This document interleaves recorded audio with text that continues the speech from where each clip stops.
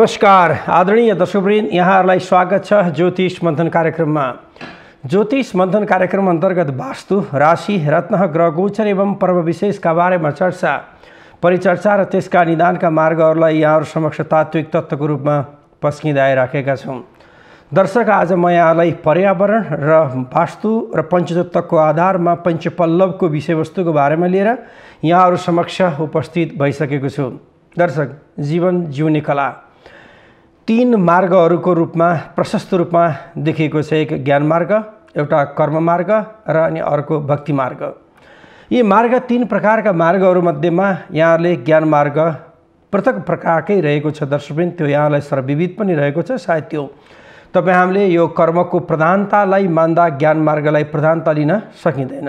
र त्यसै गरी हामीले भक्ति मार्ग, जुन कि भक्ति नृत्यति यत्र चह भनेर भनिन्छ, जहाँ भक्ति भाव र भावनाद्वारा भगवानलाई मीरादेखि लिएर सूरदाससम्मले आराधना र प्रार्थना गरेर प्राप्त गरेको अवस्था परिस्थितिहरू पनि भक्ति मार्गमा सर्वविविध व्याख्या गरिएको छ, जसको उदाहरण भनेको भगवान श्रीकृष्ण, जसलाई सच्चित आनन्द स्वरूपको रूपमा मानिन्छ। र दर्शक, जहाँ भक्ति मार्गमै वेद पुराण उपनिषदहरू मध्येमा वेदलाई वैदिक विधिमा मानिन्छ, जसलाई वैदिक अन्तर्गत कार्यमै बन्दछ भने भक्ति मार्ग पुराण अन्तर्गतहरू बन्दछन्, जहाँ भक्तिद्वारा नै आराधना गरेर भगवानलाई प्राप्त गर्ने अवस्थाहरू रहन्छ। त्यो अवस्था प्राप्त गर्नको लागि सबभन्दा ठुलो कर्म प्रधानको रूपमा मानिन्छ। कर्मण्डे बादि कर्माणि मा फलेषु कदाचन। जसरी कर्म गर्दाखेरिको अवस्थामा बिना फलको आशा गरेर तपाईँ आफूले सत्कर्म गर्नुभयो, जसलाई राजनीतिक कर्मको रूपमा मानिन्छ, जागिरी खाने कर्मको रूपमा मानिन्छ, व्यापार व्यवसायको कर्ममा मानिन्छ, शिक्षा आर्जन गर्नेको कर्मको रूपमा मानिन्छ। त्यो कर्म प्रधान भनेको नवग्रहहरूले दिन्छ र अष्टयोगिनीहरूले तपाईँ हामीलाई प्रदान गर्छ। र ती कर्म प्रधानताको विषयवस्तु जस्तै दर्शकवृन्द तपाईँ हामीले प्राप्त गर्नको लागि नै ज्योतिषशास्त्रको ठुलो भूमिका रहेको छ। उक्त कर्म प्रदानद्वारा नै पञ्चतत्त्वलाई संरक्षणता र पञ्चतत्त्वमा आधारित पञ्च विधिविधानहरूलाई तपाईँ हामीले अवलम्बन गर्दा नै वास्तुका नियम र वास्तुका विषयवस्तुहरूलाई तपाईँ हामीले परिचालित गर्न सक्दछौँ। त्यो परिचालित पक्ष, त्यो विधा र त्यो विधि र त्यो विषयवस्तुहरूलाई अवलम्बन गर्दाखेरिको अवस्था र परिस्थितिहरूमा भने दर्शकवृन्द जहिले पनि कर्मलाई प्रधानताको रूपमा मानिन्छ। उक्त कर्मलाई प्रधानता मान्दाखेरिको अवस्था र परिस्थितिहरूमा भने हामीले हर हमेशा दर्शक जीवनयापनको सहजता, जीवनयापनको सरलता र जीवनयापनको क्रम र जीवनयापनको विषयवस्तुहरूलाई जहिले पनि तपाईँ हामीले उठान भने गर्नुपर्ने हुन्छ। उक्त उठान र उक्त विषयवस्तु र उक्त वातावरणहरूको लागि 9वटा ग्रहहरूको क्रम र 9वटा ग्रहहरूको परिस्थिति र वातावरणहरू भने रहन्छन्। त्यो अवस्था, त्यो परिस्थितिहरूलाई यहाँहरूले बुझ्नु पनि भएको छ। र त्यो कर्म प्रधानतामा कुन विषयवस्तु राख्दाखेरि, कुन विषयवस्तुहरूलाई हामीले जीवनमा अँगाल्दाखेरि र कस्तो व्यक्तिहरूसँगको सङ्गत गर्दाखेरिको पक्षमा भने हामीले त्यसको फल प्राप्त गर्दछौँ। दर्शकवृन्द, जस्तै कर्म प्रधानताको लागि 2वटा विषयवस्तु रहेको छन्। विद्याहरूमा विद्या शस्त्रञ्च शास्त्रञ्च द्विविद्ये प्रतिपद्यते भनेर भनिन्छ। जस्तै विद्याहरू 2 प्रकारका रहेका छन्, एउटा शस्त्र विद्या र एउटा शास्त्र विद्या। जस्तै शास्त्र विद्या दर्शकवृन्द, जसरी हामीले पुरानो अध्ययनको क्रम गरेर जुन कि ज्ञान मार्गको खोजी गरेर मुक्तिको क्रम प्राप्त गर्नु, अनि त्यसमा पनि जस्तै शस्त्र विद्याद्वारा जुन युद्ध, जुन कि ज्ञानबाट निर्मित विज्ञानले जुन दिएको छ तपाईँ हामीलाई विषयवस्तु, त्यो ज्ञानले दिएको विषयवस्तुहरूलाई अवलम्बन गर्नु त्यो शस्त्र विद्याको रूपमा मानिन्छ। अहिले तपाईँ हामी शस्त्र विद्याकै कारणले गर्दाखेरि कतै युद्धमा हुमिराखेका छौँ, शस्त्र विद्याकै कारणले गर्दा कतै विनाशतर्फ पनि लागिराखेका छौँ। हुन त सृष्टिको आदिम कालदेखि नै त्यस्ता खालका शस्त्रहरू, जसलाई ढुङ्गालाई शस्त्रको रूपमा मानिन्थ्यो, तत्पश्चात खुडा खुकुरीहरूलाई मान्न थालियो, तत्पश्चात बन्दुकहरूलाई मान्न थालियो। अब अहिले आएर दर्शकवृन्द तोप अर्थात् परमाणु अणुहरूदेखि लिएर अन्य क्षेप्यास्त्रहरू जुन रहेका छन्, ती क्षेप्यास्त्रहरूलाई मानिराखेको अवस्था छ। समयकाल चक्र अन्तर्गत फेरि पुनः पनि त्यस्ता खालका अवस्था, त्यस्ता खालका परिस्थितिहरू भने फेरि मान्दै जानुपर्ने र अनि नयाँ आदिम सृष्टिको क्रमहरूमा ती विषयवस्तुहरू निक्लिँदै जानेछन्। दर्शकवृन्द, त्यो निक्लिँदाखेरिको अवस्थामा यदा कदा विनाशका पक्षहरू पनि धेरै हुँदै जानेछन्। जसरी यदा यदा हि धर्मैस्य ग्लानिन भवति भारत भनेर जसरी भनिन्छ, जस्तै भगवान् श्रीकृष्णले भक्ति मार्ग अन्तर्गत जब दुष्ट पापीहरूको संहार गर्नको लागि समय समयमा म आफै विभिन्न रूप र विभिन्न रङ रूप रस र गन्धको रूपमा म प्राकट्य हुनेछु भनेर जब यस्तो प्रकारले व्याख्या गर्नुभएको छ, त्यो नै हो सत्ययुग, त्रेतायुग, द्वापर र कली जब 4 युगको क्रम रह्यो। त्यस अन्तर्गत जस्तै सत्य, त्रेता, द्वापर जुन हामीले समाप्त गर्दै कलियुगको पनि करिब हामी 5,500 हजारको क्रममा रहेका छौँ। यही क्रममा हेर्दाखेरि पनि धेरै पक्षहरूको परिवर्तनताको क्रमहरू देखिएको छ। यो परिवर्तन सँगसँगै दर्शकवृन्द जसरी हामीले कर्म प्रधानताको क्रमको पक्षलाई मात्रै बाहुल्यता दिएका छौँ, भक्ति मार्ग र ज्ञान मार्गको पक्षहरूलाई भने हामीले बाहुल्यता दिएको अवस्था परिस्थितिहरू भने छैनन्। त्यो अवस्था त्यो परिस्थितिहरूलाई तपाईँ हामीले हृदयङ्गम गर्दाखेरिको परिस्थिति र बातमाहरूमा भने दर्शक जहिले पनि त्यो खालको परिस्थिति र त्यो खालको बातमाहरूलाई हामीले मनन गर्नै पर्ने हुन्छ, चिन्तन गर्नै पर्ने हुन्छ। आउनुहोस् त्यो चिन्तन र त्यो विषयवस्तुमा यदि तपाईँ आफूले आफ्नो कर्म प्रधानताको लागि ग्रहहरू कुन ग्रहको लागि जीवनयापनको क्रममा सरलता र सहजता बनाउने नम्बर 1 र नम्बर 2 जस्तै अब वास्तुपरक वस्तुको प्रयोग गरेर जीवनयापनको क्रममा सरलता र सहजता कसरी बनाउने, अब यो विषयवस्तु भनेको कर्म प्रधानताको क्रममा रहन्छ। जसरी ज्योतिषशास्त्र एउटा त्यस्तो शास्त्र हो जसले हामीलाई भूत, भविष्य र वर्तमानलाई जानकारी गराउँछ। त्यति मात्र नभएर जीवनको सरलता र सहजता अनि कुण्डलीको आधारमा तपाईँ आफू ज्ञान मार्गमा जाने हो या कर्म मार्गमा जाने हो या भक्ति मार्गमा जाने हो या तपाईँ आफूले अब कुनै पनि त्यस्तो खालको कर्मलाई प्रधानता नमानिकन भनौँ न तपाईँ आफू कुनै त्यस्तो वेशभूषाधारी अर्थात् मानौँ त्यही अनुसार अगाडि बढ्ने हो, त्यो विधा, त्यो विधि र त्यो विधानको लागि अपनाउने यी 9वटा ग्रहको क्रमहरूमा दिन्छ दर्शकवृन्द। तसर्थ मुक्ति मार्गको लागि जुन कि दिने ग्रहका युक्तिहरूका क्रमहरू रहन्छन्, त्यसमा धेरै योगहरू पनि रहन्छन्। त्यो विषयवस्तु भनेको निकै लामो विषयवस्तु बनिरहेको छ। र आउनुहोस् दर्शकवृन्द, यसै क्रम सँगसँगै म यहाँहरूलाई जसरी जुन कि पञ्चतत्व र पञ्चपल्लव जुन कि हामीले कर्म प्रधानता, कर्म मार्ग र कर्म विषयवस्तुको आधारलाई हृदयङ्गम गर्दै घरमा सुख, शान्ति, समृद्धि या तपाईँ आफूले गरेको विषयवस्तुहरूबाट भने राम्रो साथ, राम्रो सफलता, राम्रो उन्नति, राम्रो प्रगति र राम्रो समृद्धि प्राप्त गर्नको लागि पञ्चतत्त्वलाई पृथ्वी, जल, तेज, वायु, आकाशको अर्को रूप पर्यावरण र वास्तुको रूपमा जस्तै हामीले आँप, चाँप, बर, पिपलको जुन रूपलाई हामीले मान्दछौँ, जुन कि पञ्चपल्लवको रूपमा मानिएको छ र पञ्चदेवको रूपमा पनि मानिन्छ। म यसै क्रम सँगसँगै यदि तपाईँ आफूले भनौँ न पूजा गर्नुहुन्छ, पाठ गर्नुहुन्छ, वैदिक विधि अन्तर्गत कर्मकाण्ड पद्धति अन्तर्गत कर्मकाण्ड इत्यादिका कर्महरू गर्नुहुन्छ, ग्रहहरूका शान्ति गर्नुहुन्छ, घरमा शुभ माङ्गलिक पूजाहरू गर्नुहुन्छ, विवाह व्रतबन्ध आदि शुभ कर्मका सम्पूर्ण योगहरू सारा सम्पूर्ण गर्नुहुन्छ, त्यो गरिसकेपछि मूलद्वारमा लिएर गएर पञ्चपल्लवलाई झुन्ड्याइन्छ। यो झुन्ड्याउनुको कारण के हो दर्शक? यो सबैलाई क्युरियोसिटीकै विषयहरू रहन्छ र रही पनि राखेको छ। तर हामीले हाम्रो पुरातन परम्परावादी र अनि साथसाथै हामी सनातनी भएको कारणले गर्दा जुन कि हामीले पिता पुर्खाहरूले गरेको कर्मलाई नै प्रधानता मानेका छौँ, तर त्यसभित्र भएको विषयवस्तुहरूलाई हामीले कहिले पनि खोज्ने प्रयास भने गरेका छैनौँ। तसर्थ त्यो विषयवस्तुलाई तपाईँ हामीले खोज्ने प्रयास भने गर्नुपर्ने हुन्छ। त्यो अन्तर्गत जस्तै पञ्चपल्लवमा आँप, चाँप, बर, पिपल र अनि साथसाथै डुम्रीलाई पनि मानिन्छ दर्शकवृन्द। यी पञ्चपल्लवहरूमध्येमा जस्तै सबभन्दा ठुलो वैष्णुको स्वरूपको रूपमा मानिने पिपललाई मानिन्छ र दोस्रो विष्णु लक्ष्मीको रूपमा मानिने बरलाई मानिन्छ। अनि साथसाथै स्वयं शिवजी सामसदा शिवजीको रूपमा मानिने अश्वस्थ अर्थात् जसलाई हामीले घोडाको स्वरूप अर्थात् जसलाई हामीले आँपको पातको रूपमा मानिन्छ। यी तीनवटा भए र अनि साथसाथै दर्शकवृन्द जुन डुम्री र डुम्रीलाई पनि स्वयं विष्णुको प्रतीकको रूपमा नै मानिने गरिन्छ दर्शकवृन्द।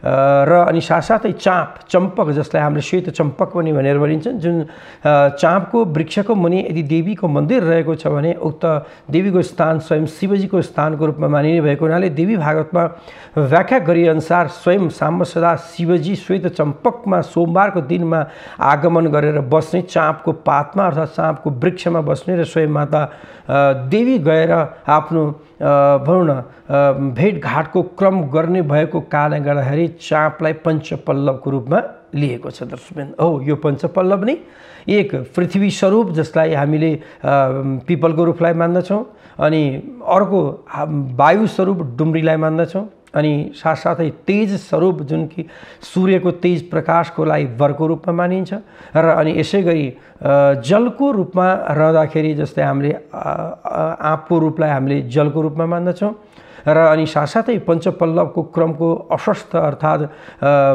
जसलाई चाँपको रूपमा रहन्छ त्यो चाँपको रूपलाई स्थिर अर्थात् स्थायित्वको रूपमा मानिन्छ दर्शकवृन्द। हो यो एक आपसमा परिपूरक रहेको कारणले गर्दा कुनै पनि शान्ति स्वस्ति कुनै पनि ग्रहका जप पूजा गर्दाखेरि मूल द्वारमा लिएर गएर यी पञ्चपल्लवहरूलाई राखिन्छ, नम्बर 1। र नम्बर 2 दर्शकवृन्द जस्तै ज्योतिषशास्त्र अनुसार कस्तो रहेको छ भने ग्रहको क्रम अन्तर्गत ग्रहका रत्नहरू एउटा प्रकारको रूपमा मानिन्छ रेमेडीहरूमा, दोस्रो ग्रहको जप र ग्रहको पूजा पद्धतिहरूको रूपमा मानिन्छ, तेस्रो दर्शकवृन्द त्यसै गरी ग्रहको क्रम र ग्रहको विषयवस्तुहरूको क्रममा पर्यावरणसँग पनि त्यत्तिकै सम्बन्ध रहन्छ।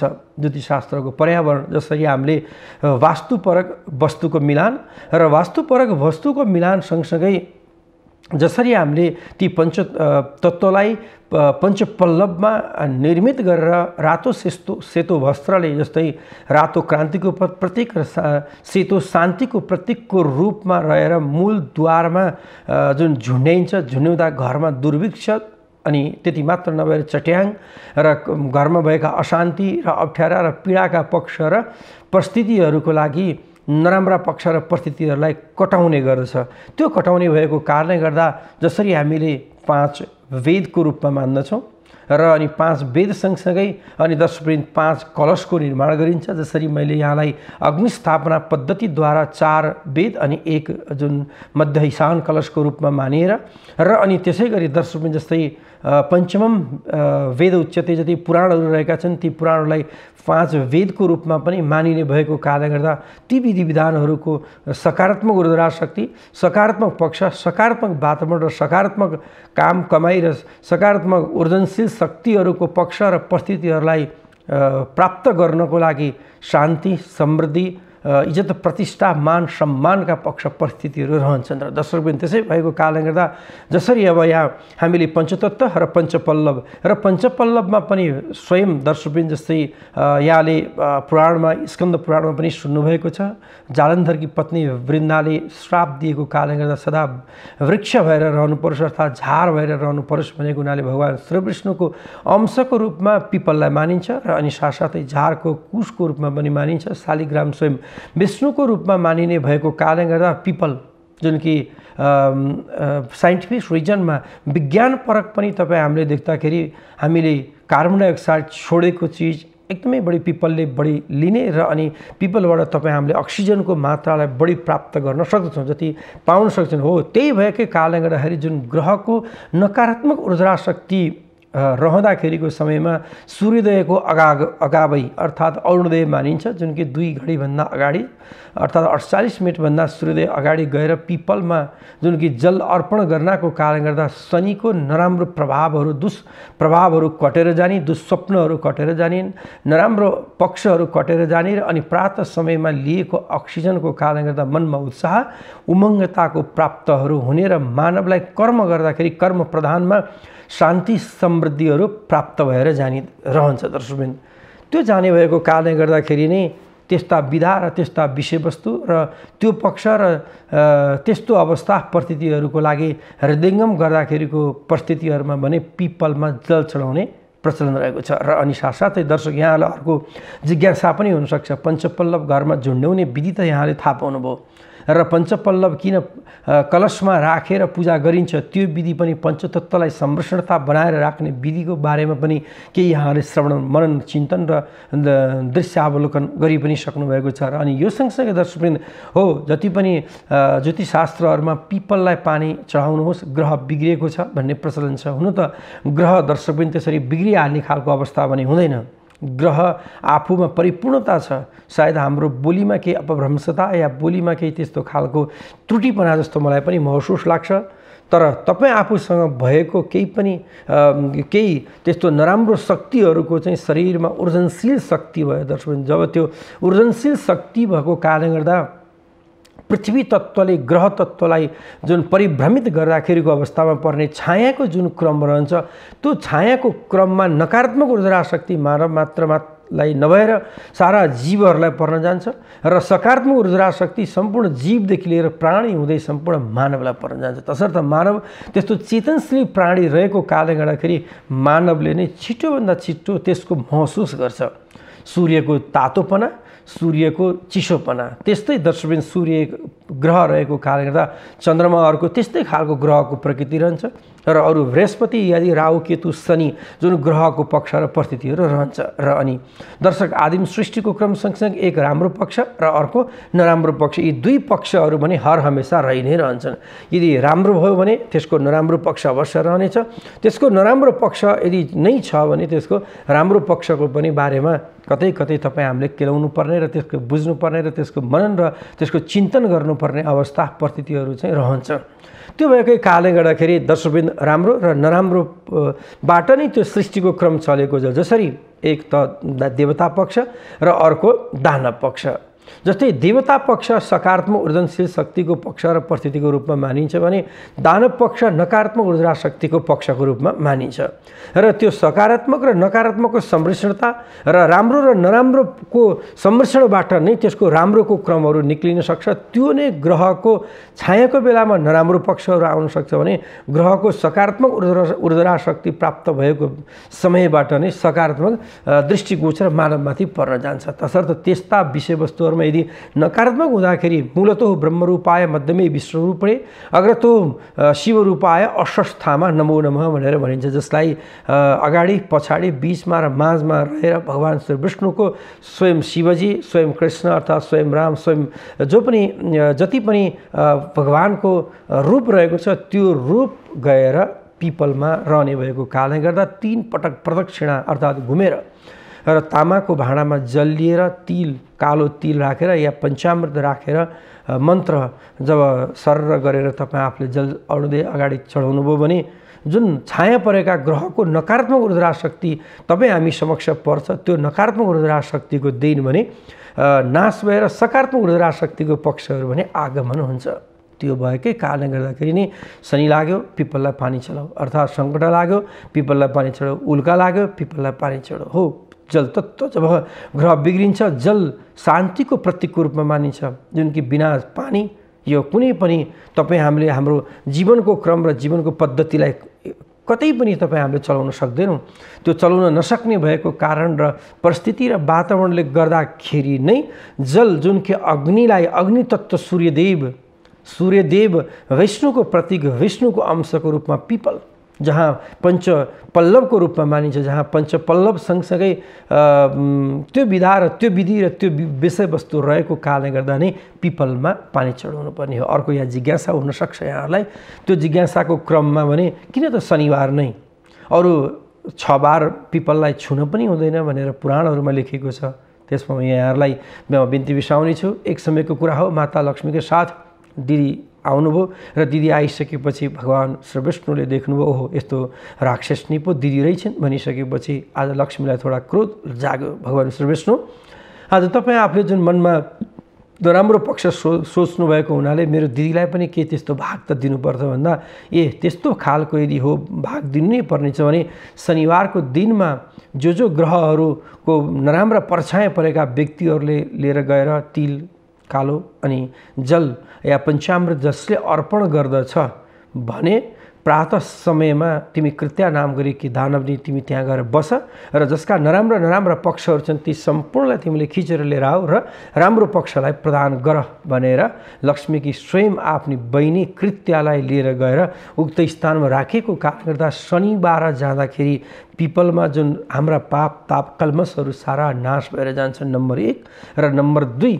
अरू दिन भनेको स्वयं भगवान् श्री विष्णु विराजमान हुने भन्नुभएको कारणले गर्दाखेरि जुन परछाया र बिग्रिएका जुन ग्रहहरू जुन रहेका छन् ती ग्रहहरूको लिन नसक्ने अवस्था र लिन नसक्ने विषयवस्तुहरू रहन्छ। त्यो भएको हुनाले अरू दिन पिपललाई छुँदा भनौँ न तपाईँ हामीले केही नराम्रा भाइब्रेसनहरू प्राप्त गर्न सक्दछौँ भने सकारात्मक ज्ञान गुण र सकारात्मक एनर्जीहरू प्राप्त गर्नको लागि हामी सूर्योदय अगावै गएर यदि जल उक्त मन्त्रद्वारा यदि अर्पण गऱ्यौँ भने पक्कै पनि तपाईँ हामीले पाउने सकारात्मक ऊर्जा शक्ति पनि प्राप्त गर्न सक्दछौँ। यो नै शनिबार पिपललाई जल चढाउने हो। शनिबार शनिदेवको बारको रूपमा पनि मानिन्छ।